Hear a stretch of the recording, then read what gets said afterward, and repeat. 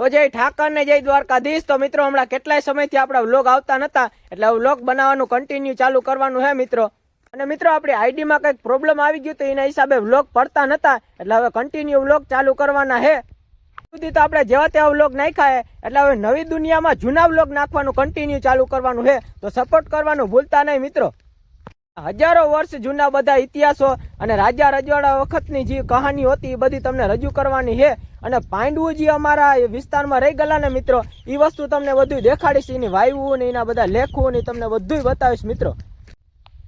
અને જૂના વ્લોગ ઘણા ઉતારી ગયેલા હતા મિત્રો, હજી આપણે પેજમાં નાખ્યા નતા, એ વ્લોગ આપણે કાઢી નાખ્યા છે। હવે નવી જિંદગીની નવી શરૂઆત કરવાની છે।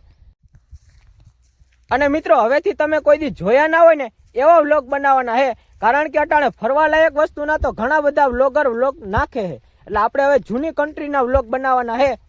અને મિત્રો ટૂંક જ સમયમાં એટલે કે ગણતરીના દિવસોમાં આપણે હવે જૂના વ્લોગ બનાવવાના ચાલુ કરવાના છે। તો આ વિડીયો હું પેજ ઉપર નાખું ને મિત્રો, ખાલી ફક્ત 500 ફોલોઅર્સ કરાવી દો મિત્રો, એટલે તમને કાયમીથી કાયમી નવા વ્લોગ બનાવવાનું ચાલુ કરવાનું છે આપણે। તો આજનું આટલું જ રાખવાનું છે। તો બધાને જય ઠાકર ને જય દ્વારકાધીશ।